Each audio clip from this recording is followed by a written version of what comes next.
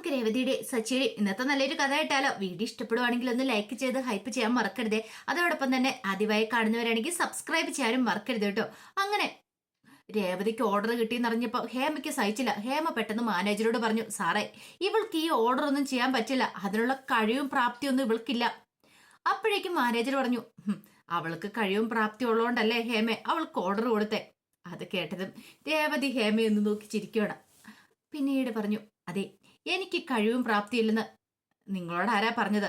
എനിക്കത് വേണ്ടുവോളം ഉണ്ട്, എനിക്ക് ആത്മവിശ്വാസം ഉണ്ടെന്ന് പറഞ്ഞു. പിന്നെ നീ ചെറിയ ചെറിയ ഓർഡറുകൾ എടുത്ത് ചെയ്യുന്ന പോലെ ഒന്നും അല്ലത്, വലിയ ഓർഡർ തന്നെയാണ്.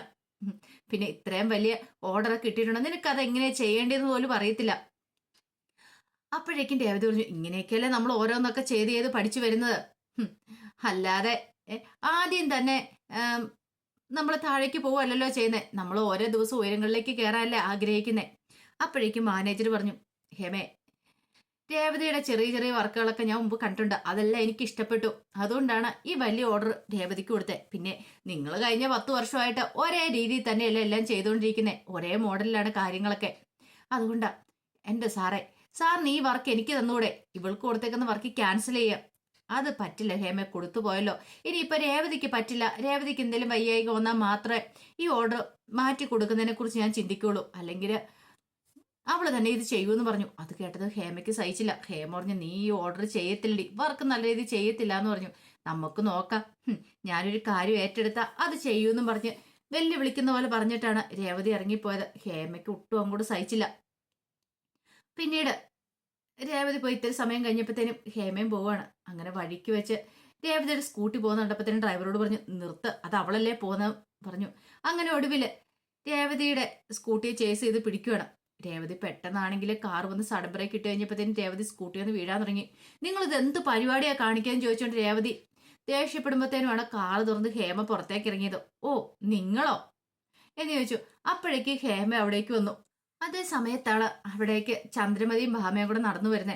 ചന്ദ്രമതി ചോദിച്ചു, അത് അവളല്ലേ നിൽക്കുന്നത് ചോദിച്ചു. അതേന്ന് പറഞ്ഞു. അവളുടെ അടുത്തേക്ക് ഇത് ആരാ പോകുന്നേ എന്ന് ഭാമ ചോദിച്ചു. നമുക്ക് നോക്കാന്ന് പറഞ്ഞു.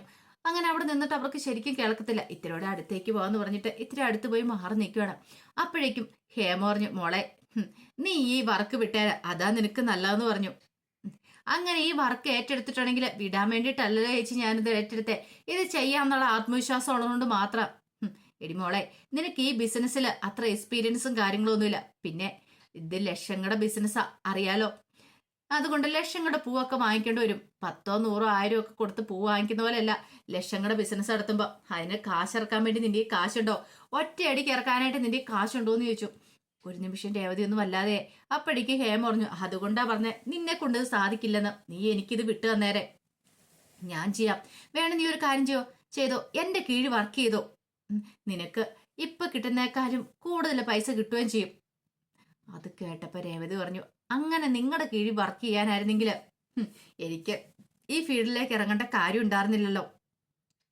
എനിക്ക് സ്വന്തമായിട്ട് വർക്ക് ഏറ്റെടുത്ത് ചെയ്യാന്ന് കഴിവും വിശ്വാസം ഉള്ളതുകൊണ്ട് മാത്രമാണ് ഞാൻ ഇറങ്ങി തിരിച്ചിരിക്കുന്നത്. ഓഹോ, അപ്പൊ നിനക്കിത് വിടാൻ ഭാവം ഇല്ലല്ലേന്ന് ചോദിച്ചു. ഇല്ല എന്ന് പറഞ്ഞു. അത് കേട്ടതും ഭാമയ്ക്ക് സന്തോഷമായി. അങ്ങനെ തന്നെ വേണം, രേവതി വിട്ടുകൊടുക്കരുതെന്ന് പറയണം. ചന്ദ്രമതി പറഞ്ഞൊന്നും മിണ്ടാതിരിക്കടീന്ന് പറഞ്ഞു. അപ്പോഴേക്കും ഹേമ പറഞ്ഞു, ബുദ്ധിമുട്ടായിരിക്കും രേവതി, നിനക്ക് ഈ വർക്കുമായിട്ട് മുന്നോട്ട് പോകാൻ പറ്റില്ല, നിന്നെ കൊണ്ട് സാധിക്കില്ല എന്ന് പറഞ്ഞു. സാധിക്കുവാഞ്ഞിട്ടാണല്ലോ ഞാൻ ഈ വർക്കുമായിട്ട് മുന്നോട്ട് പോകുന്നേ. ഇത് ഞാൻ നടത്തും, ഞാൻ നടത്തി കാണിക്കും എന്നും പറഞ്ഞ് രേവതിയും വെല്ലുവിളിച്ചു. രേവതിയും വിട്ടുകൊടുക്കാനായിട്ട് ഉദ്ദേശിച്ചിട്ടുണ്ടായിരുന്നില്ല. അപ്പോഴേക്ക് ഹേമ പറഞ്ഞു, നിന്നെ ഞാൻ കാണിച്ചു തരാടി, നീ ഈ വർക്ക് ചെയ്യില്ല, ഹേമേരെന്ന് നീ അറിയാൻ പോകുന്നുള്ളെന്ന് പറഞ്ഞു. നിങ്ങളെ കൊണ്ട് പറ്റുന്നതൊക്കെ നിങ്ങൾ വഴിയിൽ നിന്ന് കൂടി മാറ്, വണ്ടി മാറ്റിയിട, എനിക്ക് പോണെന്ന് പറഞ്ഞു. അതും പറഞ്ഞിട്ട് രേവതി ദേഷ്യത്തോടു കൂടി നോക്കി. ഒടുവിലെ വണ്ടി മാറ്റി കൊടുത്തു കഴിഞ്ഞപ്പോ രേവതി അവിടെ നിന്ന് പോവുകയും ചെയ്തു. അപ്പോഴേക്കും ചന്ദ്രമതി ഭാമയോട് പറഞ്ഞു, വാ, നമുക്ക് അവളെ ഒന്ന് പോയി കാണാം. അവൾ ആരാ എന്താന്നും അറിയത്തില്ല, അവളെ ഒന്ന് പോയി കണ്ട് സംസാരിക്കാന്ന് പറഞ്ഞുകൊണ്ട് പെട്ടെന്ന് ഹേമയുടെ അടുത്തേക്ക് ചെല്ലുവാണ്. അങ്ങനെ ചന്ദ്രമതി ഹേമയുടെ അടുത്തേക്ക് വന്നിട്ട് പറഞ്ഞു, അതെ, അവൾക്ക് ആ ഓർഡർ കൊടുക്കരുത് എന്ന് പറഞ്ഞു. നിങ്ങൾ ആരാ? അപ്പോഴേക്കും ഭാമ പറഞ്ഞു, അതെ, ഇവളുടെ മരുമോളാ ഇപ്പൊ ഇവിടുന്ന് പോയത്.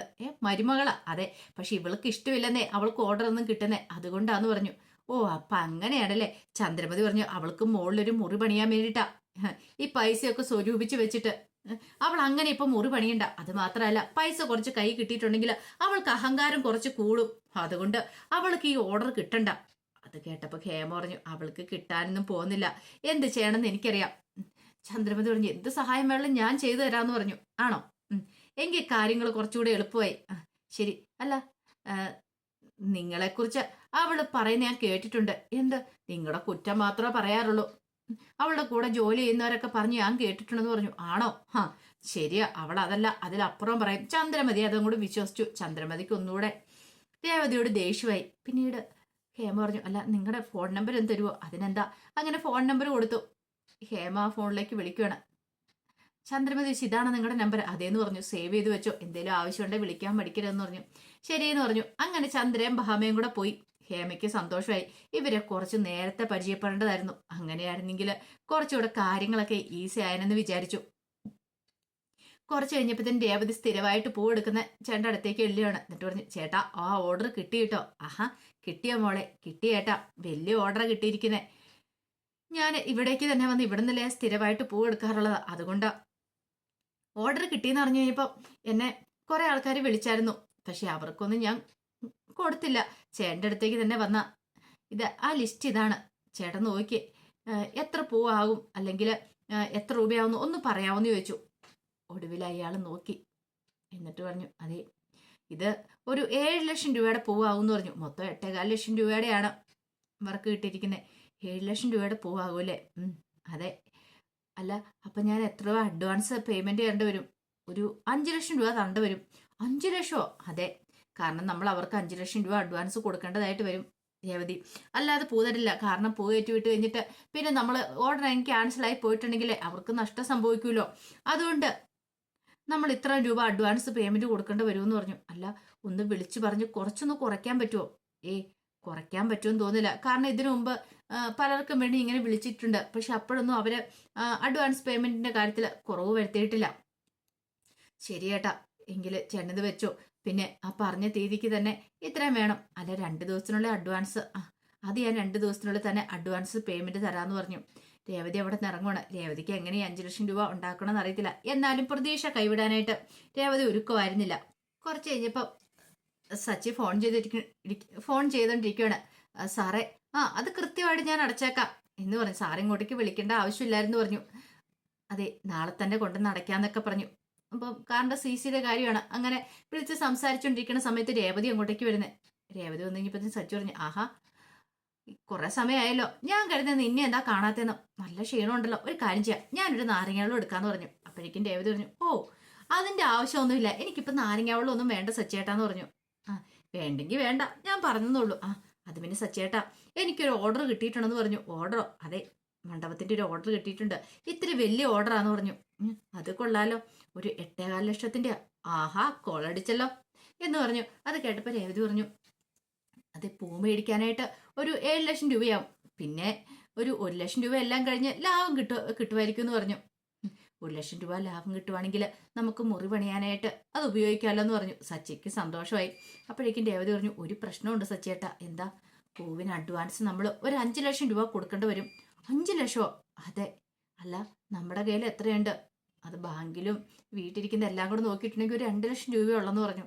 അപ്പോൾ വീണ്ടും 3 ലക്ഷം വേണോ അല്ലേ? അതെ. അതിനിപ്പോൾ എന്ത് ചെയ്യും? എൻ്റെ കാറ് വെച്ചാണെങ്കിൽ ഞാൻ ഓൾറെഡി എടുത്തിരിക്കുക, അതുകൊണ്ട് ഈ കാറ് വെച്ച് എടുക്കാൻ പറ്റില്ല. പിന്നെ മറ്റേ കാറും കൊണ്ട് കാർത്തിക് പോയിരിക്കുക, അതിനിപ്പോൾ 4 ദിവസം കഴിയും കിട്ടാനായിട്ട്. അത് കിട്ടി അത് വെച്ച് ലോൺ എടുക്കാന്ന് വെച്ചാൽ 4 ദിവസം കഴിയണമല്ലോ. അതിന്റെ പേപ്പേഴ്സും കാര്യങ്ങളൊക്കെ ആ വണ്ടിക്കകത്ത് ഇരിക്കുന്നതാനും. പിന്നെ എന്താ മാർഗം? ആകെപ്പാടെ ടെൻഷനായിപ്പോയി. അപ്പോഴേക്കും രേവതി പറഞ്ഞു സച്ചേട്ടാ എന്തേലും ഒരു മാർഗം കണ്ടെത്തണമെന്ന് പറഞ്ഞു. അപ്പോഴേക്കും സച്ചു പറഞ്ഞു ഇനിയിപ്പോൾ നമ്മൾ എന്ത് ചെയ്യും? 1 2 അല്ലല്ലോ, 5 ലക്ഷം രൂപ ഉണ്ടാക്കണ്ടേ? 3 ലക്ഷം രൂപയും കൂടെ നമ്മളിനി ഉണ്ടാക്കിയല്ലേ പൈസ തികയത്തോളം എന്ന് ചോദിച്ചു. അങ്ങനെ സംസാരിക്കണ സമയത്ത് രവീന്ദ്രനും ചന്ദ്രമതിയും കൂടെ വരുന്നേ. രവീന്ദ്രൻ വന്നു കഴിഞ്ഞപ്പോൾ സച്ചു പറഞ്ഞു അച്ഛ രേവതിക്ക് വലിയൊരു ഓർഡർ കിട്ടിയിട്ടുണ്ട്. ആഹാ കൊള്ളാലോ, 8.25 ലക്ഷത്തിന്റെ ഓർഡറാന്ന് പറഞ്ഞു. ചന്ദ്രമതിക്ക് ഒരു പുച്ഛഭാവമായിരുന്നു. അപ്പം ഹേമയായിട്ട് സംസാരിച്ചായിരുന്നല്ലോ ചന്ദ്രമതി. പക്ഷെ ഒരു കാര്യമുണ്ട് അച്ഛ, 5 ലക്ഷം രൂപയെങ്കിലും പൂവിന് അഡ്വാൻസ് കൊടുക്കണോ എന്ന് പറഞ്ഞു. 5 ലക്ഷം? അതെ, ഞങ്ങളുടെ ഒരു 2 ലക്ഷം രൂപയുള്ളൂ, ഇനി ഒരു 3 ലക്ഷം രൂപയും കൂടെ വേണം. എടാ അതിനിപ്പോൾ എന്ത് ചെയ്യും? അതാ ഞാനിങ്ങനെ ആലോചിച്ചോണ്ടിരിക്കുന്നത്. ഒരു കാര്യം ചെയ്യടാ സച്ചി, വീടിന്റെ ആധാരം വെച്ച് നമുക്കൊരു ലോൺ എടുക്കാം, അങ്ങനെ പൈസ ആവുമല്ലോ എന്ന് പറഞ്ഞു. അത് കേട്ടപ്പോൾ ചന്ദ്രമതിക്ക് സഹിച്ചില്ല. അങ്ങനെ വീടിന്റെ ആധാരം വെച്ചിട്ടേ ഇവള് ഒരു ബിസിനസ്സും ചെയ്യണ്ട. അതെ രവിയേട്ടൻ മാത്രം തീരുമാനിച്ചിട്ട് കാര്യമില്ല, ഞാനും കൂടെ ഒപ്പിടണമല്ലോ, ഞാൻ സമ്മതിക്കത്തില്ല എന്ന് പറഞ്ഞു. അത് കേട്ടത് സച്ചി പറഞ്ഞു, അതിന് വീടിന്റെ ആധാരം വെച്ച് ലോൺ എടുക്കണമെന്ന് ഞാൻ പറഞ്ഞു. ഇല്ലല്ലോ. രേവതി പറഞ്ഞു, അതിന്റെ ഒന്നും ആവശ്യമില്ല അച്ഛാ. ആധാരം പണയം വെച്ച് ലോൺ എടുത്തിട്ട് എന്റെ ബിസിനസ് മുന്നോട്ട് കൊണ്ടുപോകണ്ടെന്ന് പറഞ്ഞു. അത് കേട്ടത് രവീന്ദ്രൻ ചന്ദ്രമതി പറഞ്ഞു, ഇടി നിനക്ക് എന്തിന്റെ കേടാ അത്? സ്വന്തം മക്കൾക്ക് വേണ്ടിയിട്ട് ഇങ്ങനെ ഒരു കാര്യം ചെയ്യുമ്പോ രവിയേട്ട എന്തൊക്കെ വന്നാലും ശരി, അങ്ങനെ ആധാരം പണയം വെച്ചിട്ട് ഒരു കളിയില്ല എന്ന് പറഞ്ഞു. അത് കേട്ടപ്പോ രേവതിക്ക് സച്ചിക്കൊക്കെ സങ്കടമായി. കാരണം ഒരാപത്ത് വന്നു കഴിയുമ്പോ, അല്ലെങ്കിൽ ഒരാവശ്യം വന്നു കഴിയുമ്പോ ഇത്രയൊക്കെ ആയിട്ടും ചന്ദ്രമതിയുടെ ആ ഒരിത് ചന്ദ്രമതിക്ക് ശ്രുതിക്കായിരുന്നെങ്കിൽ മുമ്പ് ചന്ദ്രമതി കൊടുക്കുകയൊക്കെ ചെയ്താ. പക്ഷെ രേവതിയുടെ കാര്യം വന്നു കഴിഞ്ഞപ്പോഴത്തേനും ചന്ദ്രമതി നേരെ തിരിഞ്ഞു. പിന്നീട് രവീന്ദ്രനോട് പറഞ്ഞു, അച്ഛാ അതെങ്ങനെയെങ്കിലും ഞങ്ങൾ ഉണ്ടായിക്കോളാന്ന് പറഞ്ഞു. അവരങ്ങോട്ട് കയറിപ്പോയി കഴിഞ്ഞപ്പോൾ രവീന്ദ്രൻ പറഞ്ഞു, എടി ചന്ദ്രേ, നീ എന്തൊക്കെ പറഞ്ഞാലും ശരി, അവൾ ഈ ഓർഡർ കൈവിട്ട് കളയും തോന്നുന്നുണ്ടോ? ഇല്ല, അവൾ ഉറപ്പായിട്ടും ഇത് ചെയ്യുക തന്നെ ചെയ്യും. അവളെക്കുറിച്ച് നിനക്കറിയാലോ. പിന്നെ നിന്റെ മനസ്സിലൊരു ആഗ്രഹം ഉണ്ടായിരുന്നിരിക്കും ഈ ഓർഡർ ക്യാൻസൽ ആയി പോണെന്ന്. അത് നടക്കില്ല എന്ന് പറഞ്ഞു. കുറച്ച് സമയം കഴിഞ്ഞ് സച്ചിയുടെ അടുത്തേക്ക് രേവതി വന്നു കഴിഞ്ഞപ്പം സച്ചി പറഞ്ഞു, ഒരു കാര്യം ചെയ്യാം, നമുക്ക് അച്ഛമ്മയോട് ചോദിക്കാം 3 ലക്ഷം രൂപ. അത് ശരിയാകത്തില്ല. അതെന്താ? ഞാൻ അമ്മയോട് പറഞ്ഞു ഈ ബിസിനസ്സിലുള്ള പണം ഞാൻ തന്നെ കണ്ടെത്തിക്കൊള്ളാന്ന്. പിന്നെ അച്ഛമ്മയുടെ നിന്ന് വാങ്ങിക്കുന്നത് ശരിയല്ലല്ലോ. അതല്ലേ രേവതി, നീ ഇന്ന് ആലോചിച്ച് നോക്കിയേ, 2-3 ദിവസത്തെ കാര്യമല്ലേ ഉള്ളൂ, നമുക്ക് തിരികെ കൊടുക്കാലോ. അച്ഛമ്മയുടെ കയ്യിൽ നിന്ന് തന്നെ വാങ്ങാന്ന് പറഞ്ഞു. ചോദിക്കുന്നതിന് എന്താ, ഒന്ന് ചോദിച്ചു നോക്കുന്നതിന് കുഴപ്പമില്ലല്ലോ. വേണ്ട സച്ചേട്ടാ, അതൊന്നും ശരിയാകത്തില്ല. ഞാൻ നോക്കട്ടെ, എന്തേലും മാർഗം ഉണ്ടോ നോട്ടെ. എന്നെ കൊണ്ട് പറ്റുന്ന രീതിയിൽ എങ്ങനെയാണെങ്കിലും ഞാനിത് സംഘടിപ്പിച്ചിരിക്കുമെന്ന് പറഞ്ഞു. ഒരു കാരണവശാലും വിട്ടുകൊടുക്കാനായിട്ട് പോകുന്നില്ല. ആ ഹേമ എന്നെ വെല്ലുവിളിച്ചിരിക്കുക. ഈ ഓർഡർ എനിക്ക് കിട്ടില്ല, അതാ അവർക്ക് കിട്ടത്തുള്ളൂ എന്ന് പറഞ്ഞുകൊണ്ട്, അതുകൊണ്ട് എനിക്കിത് ചെയ്തേ മതിയാവുള്ളൂ, തോറ്റു കൊടുക്കാനായിട്ട് എനിക്ക് മനസ്സില്ല എന്ന് പറഞ്ഞു. അങ്ങനെ രേവതി ഒരു തീരുമാനം എടുക്കുന്നുണ്ട്. അപ്പോൾ ആ കഥകളൊക്കെ ഇന്ന് കാണുന്നത്. ഇതിന്റെ ബാക്കി വിശേഷങ്ങളുമായിട്ട് വൈകുന്നേരത്തെ പ്രമോയി വരാട്ടോ. ഒരിക്കൽ കൂടി എല്ലാവർക്കും ശുഭദിനം നേർന്നുകൊണ്ട് നിർത്തുന്നു.